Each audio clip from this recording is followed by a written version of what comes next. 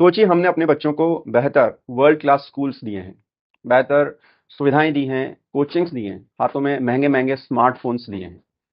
लेकिन क्या कभी हमने उन्हें ये भरोसा दिया है कि अगर वो किसी एग्ज़ाम में फ़ेल हो जाएँ, हार जाएँ, तो उनकी कीमत कम नहीं हो जाती?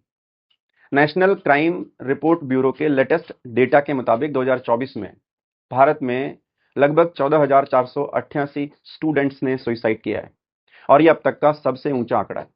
पिछले 10 सालों के आंकड़ों पर अगर आप नज़र डालें, तो 10 सालों में स्टूडेंट्स में सुसाइड करने की संख्या में 80% की बढ़ोतरी हुई है। 10 सालों में लगभग सवा लाख बच्चों ने सुसाइड किया है। चौंकाने वाली बात यह है कि जो ग्रोथ रेट है स्टूडेंट्स के सुसाइड की, ये ओवरऑल सुसाइड रेट से लगभग 2 गुना तेज है। और हैरान करने वाली बात है कि स्टूडेंट्स में सुसाइड करने का कारण एग्ज़ाम्स में फेल होने से ज़्यादा फैमिली प्रॉब्लम्स हैं। सुसाइड के इन ऊँचे नंबर्स के पीछे सिर्फ़ एग्ज़ाम्स ही नहीं हैं, कई अनकही लड़ाइयाँ हैं, जैसे फैमिली एक्सपेक्टेशंस, फेलियर का डर, सोशल एक्सेप्टेंस, फाइनेंशियल प्रॉब्लम्स और परिवार से दूर रहकर बढ़ता हुआ अकेलापन। अगर आप 30-40 साल पहले के भारत को देखें, जहाँ पर जॉइंट फैमिलीज़ हुआ करती थी, दादा-दादी, चाचा-चाची, कज़िन्स, ये सब एक ही घर में या घर के आस-पास ही रहा करते थे। उस वक़्त किसी बच्चे की उदासी, उसकी एंग्ज़ायटी, उसकी डिप्रेशन छुपी नहीं रहती थी।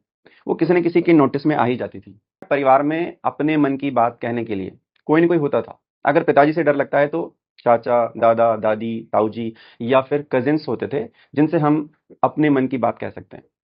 परिवार में 30 त्योहार होते थे, शादियों की चहचहाट होती थी, मतलब रिश्तों की गर्माहट और खुशियों के लिए किसी बड़ी चीज़ की आवश्यकता नहीं थी। सुविधाएँ शायद थोड़ी कम थी, लेकिन ज़िंदगी पर भरोसा पूरा था। आज फैमिलीज़ न्यूक्लियर हैं, बच्चे अकेले हैं, उनसे उनके दिल का हाल पूछने वाला कोई नहीं है। ज़्यादातर बच्चे अच्छे भविष्य की उम्मीद में 9th क्लास से ही घर से बाहर निकल जाते हैं, अच्छी कोचिंग के लिए। बहुत सारे केसेज़ में 6th क्लास से ही बच्चा अच्छी कोचिंग के लिए बड़े शहरों की ओर रुख करता है। और उस वक़्त पेरेंट्स की एक्सपेक्टेशंस उसके मार्क्स में होती है। कितने पेरेंट्स हैं जो अपने बच्चों से फ़ोन पर उनके मार्क्स के अलावा ये पूछते हैं कि तुम ठीक तो हो? तुम खुश तो हो? तो ये बदलाव की शुरुआत कहाँ से हो? पेरेंट्स को अपने बच्चों को जज करना बंद कर देना चाहिए। बिना जज किए अपने बच्चों के दिल की बात सुनना चाहिए। सोसाइटी ये मानना बंद कर दे कि अच्छी रैंक ही सफलता का पैमाना है। क्योंकि डेवलपमेंट का मतलब सिर्फ बेहतर सुविधाएं नहीं है। एक बेहतर इंसान, एक मजबूत इंसान भी सफलता है। कोई रैंक, कोई एग्जाम, कोई भी करियर हमारे बच्चों की जिंदगी से बड़ा नहीं है।